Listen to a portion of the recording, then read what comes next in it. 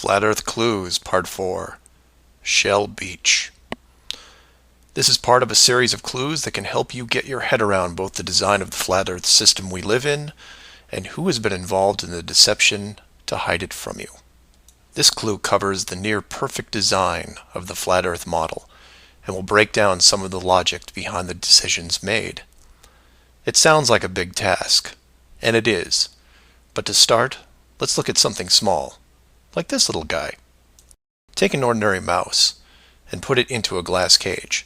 It doesn't have to be a mouse. It could be a snake, a lizard, an insect. It makes little difference for this exercise. People identify with mice because they're used to seeing them in lab experiments. Mice also don't have any sinister connotations. They're seen as relatively innocent and benign, the perfect test subject, as it were. I have yet to meet anyone who has a bias against a lab mouse. So the mouse goes into the box for the first time, and the reaction is always the same. It explores its surroundings, and more importantly, tests the barrier around it, probing for exits or potential exits. The mouse inspects every inch of its new glass home, and at some point settles into the acceptance that the walls are indeed solid and that it may be there for a while.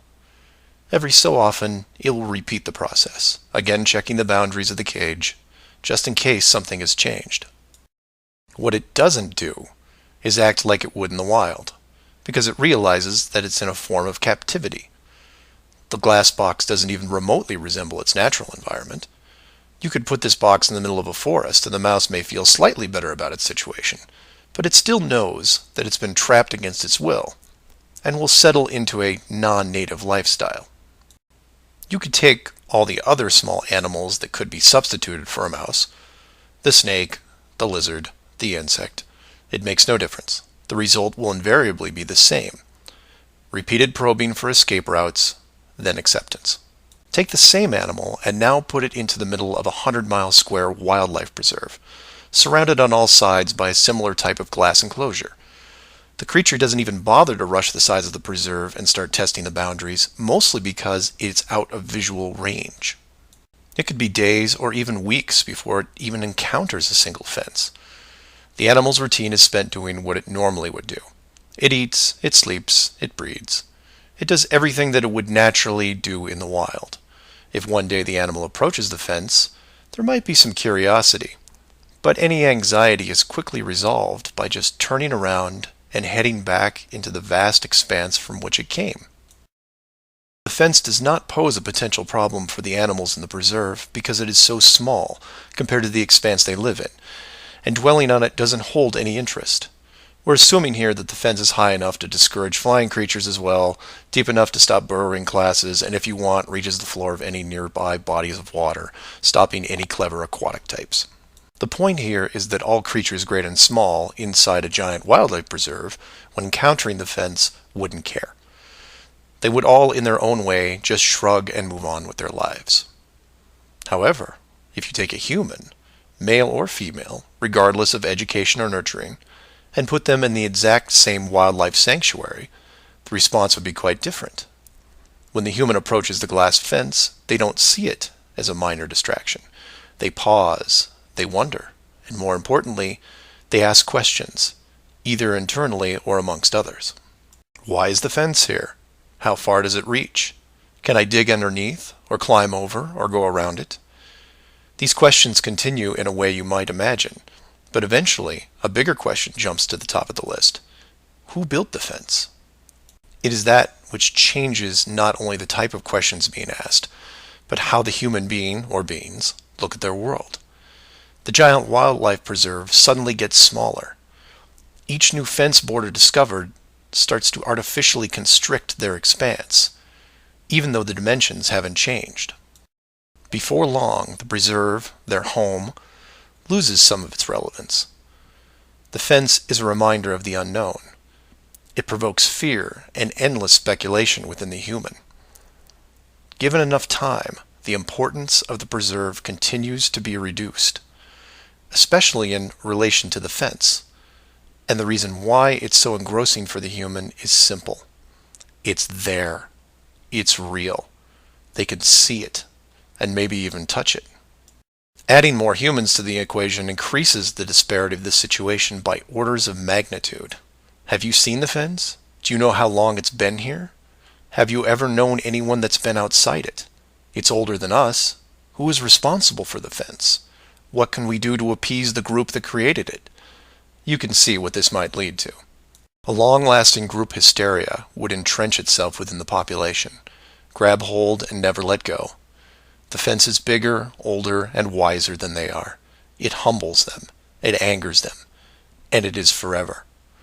It is their proof of a higher power. Maybe not God, but certainly God-like. No civilization, regardless of technology, discipline, or age, would be able to cope with the existence of it. For the human psyche, there are just too many questions that go unanswered. Life would never be able to progress normally. To summarize, a garden variety wildlife preserve would work for 99.99% of all the world's life forms. For human beings, however, you would need to make some modifications, or really just one big one. So let's take a look at a few examples of how this could be accomplished, and from there expand it. The first failed example can be seen in the 1998 movie Dark City. This is a good starting point to get you in the right mindset. The premise here is that an advanced race creates a small flat Earth area, complete with a traditional dome. The design, however, is initially flawed in that they built the city all the way to the outer edge, leaving no room for error. To compensate for this, they altered the memories of the human population on a regular basis, therefore repressing any long-term investigations. However, in movies, there are always anomalies, like the police officer who realizes that even though he remembers visiting a place called Shell Beach, there is no way to reach it, because Shell Beach is outside of the flat world and never existed. He just keeps going around the circular city that has no exits. In the end, another man, the hero of the movie, makes it to the edge, steals the advanced race's power, and creates an ocean, which really should have been there in the first place.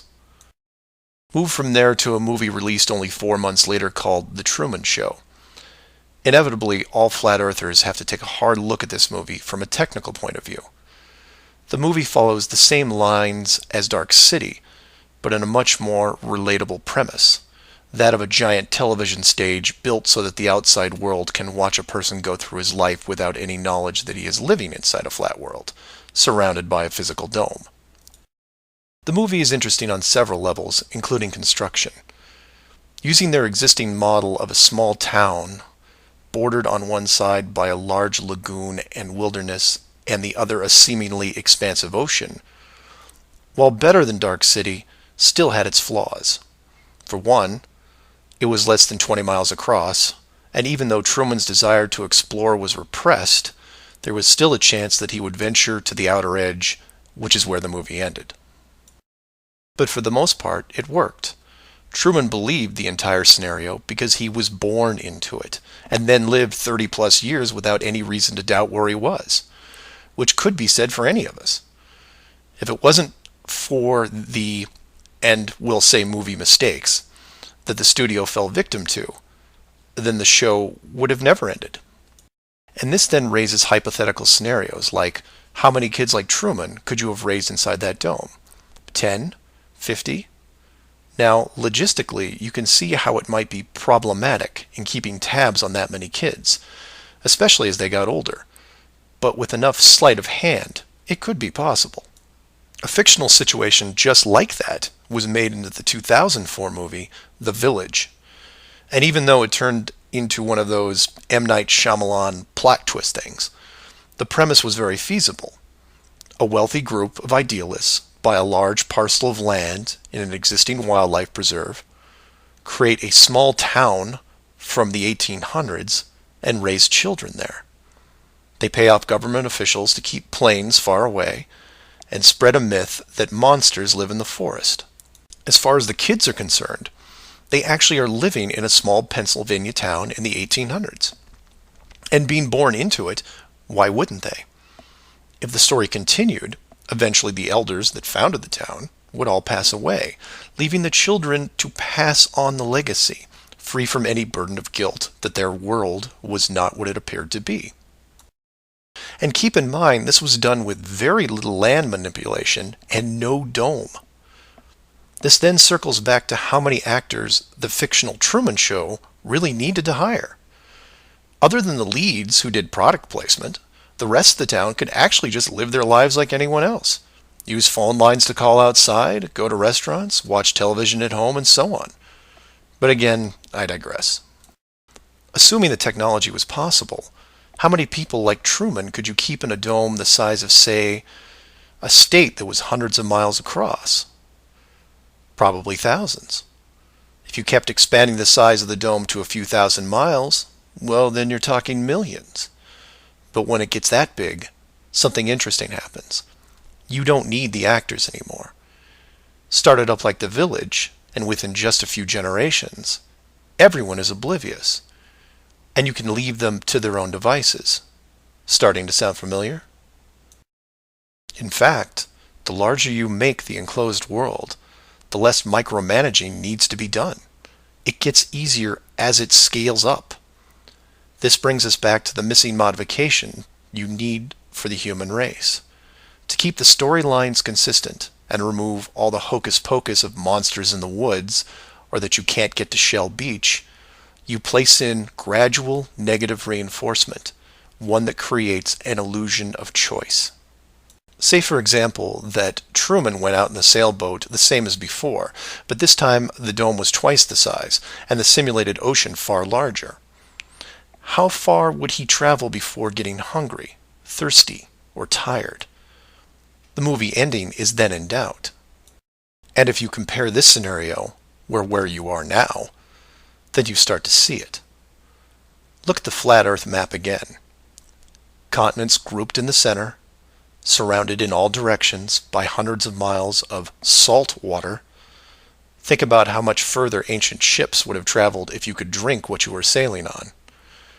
As you move closer to the edge, the temperature starts taking a nosedive. Then you start seeing icebergs. If that doesn't stop you, then you run into what we call Antarctica, which is a steep climb 2 miles up with no plant life or indigenous livestock animals. And if you had the wherewithal to make it that far, you would still have hundreds of miles of endless ice and snow. It's easy to see why so few people have gone the distance. Compare this to the upper ceiling, which is much easier to maintain. You simply decrease the oxygen rates so that every 1,000 feet up, it gets more difficult to breathe.